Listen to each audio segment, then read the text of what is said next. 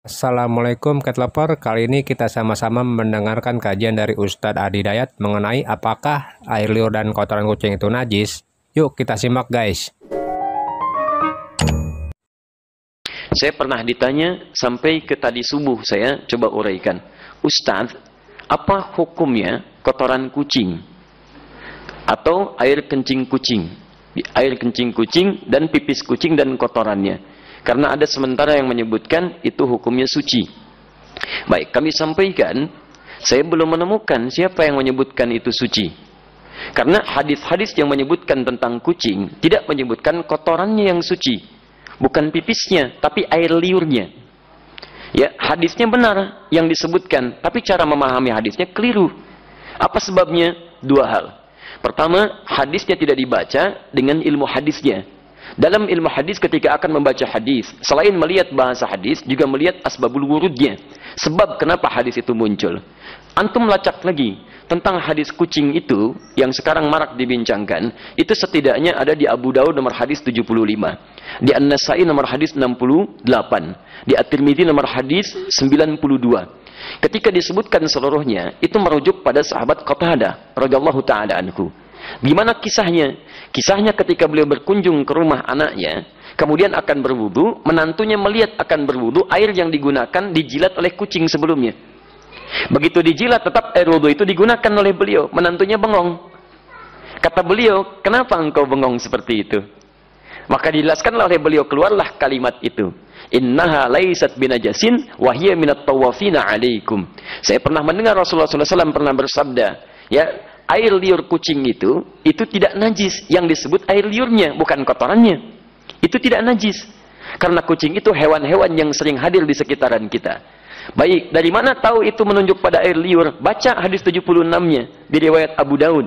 Ya, di situ ada riwayat dari Sayyidah Aisyah radhiyallahu taala anha menyebutkan, karena Rasulullah sallallahu alaihi wasallam di riwayatnya raaitu Rasulullah sallallahu alaihi wasallam, saya pernah melihat Rasulullah sallallahu alaihi wasallam yatawaddau bi fadli. Beliau pernah berwudu menggunakan air yang pernah dijilat oleh kucing. Jadi berbicara tentang air liurnya, bukan berbicara tentang kotorannya. Sekaligus ingin membedakan air liur kucing dengan air liur anjing. Kalau air liur kucing menjilat bijana atau menyentuh bijana, maka tidak perlu dibasuh karena suci nilainya. Boleh antum gunakan airnya. Tapi kalau anjing yang menjilatnya, maka baru dibasuh dengan 7 basuhan, salah satu menggunakan tanah. Itu maksudnya. Dan semua mazhab di sini sepakat. Makanya ketika disebutkan dalam kitab Al-Ikhtiyarat di halaman ke-26, disebutkan qaul sampai ke Syafi'i, sampai ke Ahmad, dan disimpulkan wa qaulul ashab, qaulul ashab. Dan pendapat para sahabat terkait dengan masalah ini, maksudnya para sahabat mazhab dari Asy-Syafi'i, dari Ahmad, mereka menyimpulkan. Lihat kalimatnya, wa qaulul ashabi. Dan kesimpulan dari pendapat sahabat-sahabat mazhab menyimpulkan al-hurratu wa ma dunaha minal khilqati tahirun. Air liur kucing itu, ini pembahasan tentang air liur. Makanya tafsirannya disebutkan su'rul hurrah. Air liur kucing itu atau hewan yang lebih kecil daripadanya, ketika menjilat apapun maka dinilai suci. Kapan tiba-tiba muncul keterangan jadi, maaf, air pipis kucing? Nah, itu kitab pernah disalin lagi teman-teman sekalian. Tapi salinannya tidak melihat kepada manuskrip, ada pecahan-pecahan. Ketika disalin itulah muncul versi kitab, berubah dari kata qaul jadi baul. Baulul hurrah. Asalnya qaulul ashab fil hurrati. Qaulul ashabnya hilang jadi baulul hurrah. Baul itu artinya air pipis. Maka berubah terjemahan. Air pipisnya kucing itu suci. Dari sini bencana mulai muncul. Nah, di teman-teman sekalian itu asalnya bersumber dari kitab yang dibaca salah salin dan tidak merujuk kepada manuskripnya. Dan nggak apa-apa, kan namanya manusia. Manusia itu kan bukan malaikat. Kalau malaikat itu tidak kenal salah. Lawannya setan. Setan tidak kenal benar. Malaikat disebutkan 88 kali di Quran, setan 88 kali di Quran. Ya, saya bukan malaikat. Jadi kalau saya salah wajar. Artinya saya manusia. Antum bukan setan. Ya, jadi kalau antum maaf ya ada pernah berbuat salah, wajar karena setan tidak pernah kenal benar. Di teman-teman sekalian, kalau ada orang berbuat khilaf, oh jangan diungkap khilafnya. Cukup kemudian kita koreksi dengan cara yang baik dan tidak perlu kemudian dibesar-besarkan sehingga menjadi aib. Kadang-kadang kebenaran dan kebaikannya lebih banyak dibandingkan dengan kekurangannya. Di situ kita bisa bersikap, kata Al-Quran surah ke-5 ayat ke-8 paling kanan di pertengahan. Ingat baik-baik. Jangan sampai rasa tidak suka kita pada seseorang atau suatu kaum membuat kita berlaku tidak adil. Wala yajrimannakum syana'anu qaumin ala alla ta'dilu. I'dilu huwa aqrabu littaqwa. Jadi kalau antum tidak suka pada seseorang, jangan sampai bersikap tidak adil. Pasti orang itu punya kebaikannya. Karena antipati nanti kebaikannya semua ditinggalkan. Itu tidak baik. Jelas ya? Persis kejadian yang sama. Pernah dengar hadis ini? Awal Ramadan wa rahmah. Awsatuhu maghfirah. Wa akhiruhu itkum minan nar. Awal Ramadan itu rahmat. Pertengahannya maghfirah. Akhirnya pembebas dari neraka. Pernah dengar hadis itu?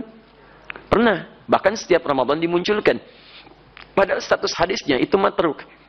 Matruk itu derajat nomor 2 paling buruk dalam hadis yang ditinggalkan.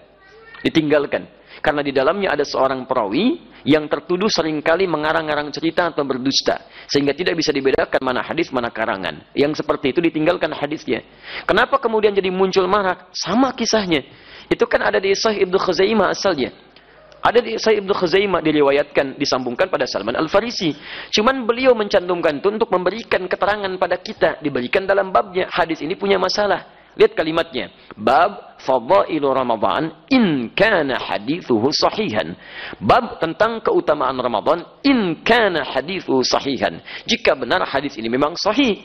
Dijelaskan kata in ini menunjuk ada masalah dalam hadisnya. Bukan ingin mengatakan hadisnya sahih. Cuman masa berganti terjadi banjir kemudian. Ketika terjadi banjir, diantaranya menyapu kitab beliau masuk pada bab ini. Huruf innya hilang. Berubah kalimatnya jadi bab fadailu Ramadan kana hadithuhu sahihan.